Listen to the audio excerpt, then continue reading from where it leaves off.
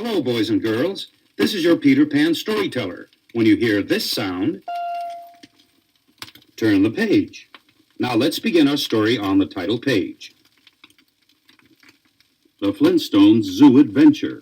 Story by Horace J. Elias, a Peter Pan narrated book and record.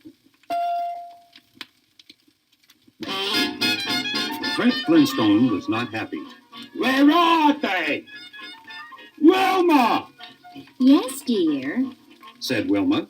Why are you making all this noise? Where on earth are my fish hooks? Roared Fred. Fish hooks? Oh, you mean those pointy things I found on the bathroom floor? That's right. Where are they? I'm going fishing. Oh, I threw them away. My goodness, a person could step on one of them and get an awfully sore foot. Oh, Said Fred, simmering down. well, I've got some new ones. I'll use them. Not today, Fred. Said Wilma ever so sweetly. Not on Sunday. We're all going to the prehistoric zoo. My goodness, Pebbles will never get to see an animal living the way we do in beautiful downtown Bedrock. Oh, Said Fred. prehistoric. You mean all those enormous, great big animals that used to live on Earth? That's right, dear. Then Fred got an idea. Zoo, huh? Do they still have the cute little lake they used to have? Oh, yes. Said Wilma. But that's in the other zoo where they keep the new animals. The prehistoric one has a much bigger lake. That's where we're going. Great. Said Fred. Just give me time to put some air in the rockmobile wheels.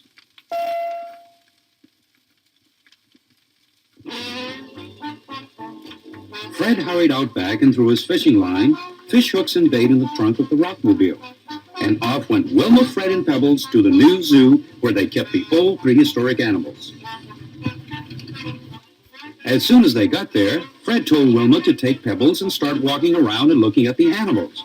Oh, I'm going to buy some peanuts. I'll catch up to you in a few minutes.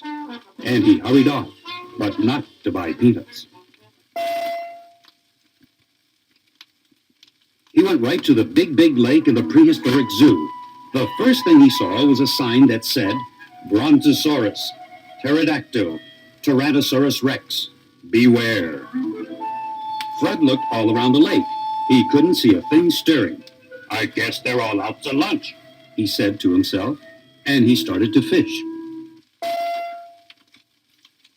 About 1 minute went by, then there was a tremendous yank on the line. Yabba-dabba-doo! I got a big one! He yelled. And out of the lake came the biggest thing Fred had ever seen. As a matter of fact, it was the biggest living thing he or anybody else would ever see. It was called a brontosaurus, and it was about as big as 11 or 12 whales and 9 elephants, with a long neck and a small head. Each of its 4 legs was as big around as an oak tree. Fred didn't know it, but he was very lucky, because this beast never ate anything except plants and vegetables. Wow! He hollered as he fell over backwards. Get me out of here! I wouldn't even make one good bite for this guy. Just then, something came sailing over the trees behind him. It had wings like a bat, a long neck and body like a plucked chicken, and claws like an eagle.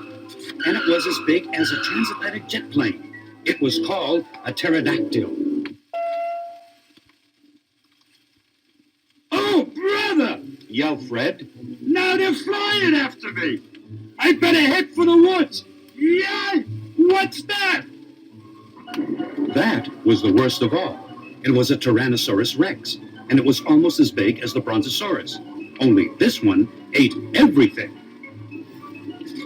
Fred thought for sure he was finished, but he didn't know that the meal the Tyrannosaurus Rex liked best was a Brontosaurus. And sure enough, it ran right past Fred, and there was a terrible battle with those 2 giant beasts going after each other, roaring and bellowing. Meanwhile, the pterodactyl was flying around, screeching its head off and waiting to pick up whatever pieces were left when it was over. Fred didn't wait to see how the battle came out. He tore back to the regular part of the zoo. Soon he found Wilma and Pebbles and raced home with them. That night, when Barney and Betty Rubble stopped by to pay their regular Sunday night visit, Barney asked where Fred was. Well, Said Wilma. we're not sure. We think he's under the bed. We keep hearing him hollering and carrying on about some kind of giant animals after him. I certainly didn't see anything like that. Did you, Pebbles? Pebbles said what she always said.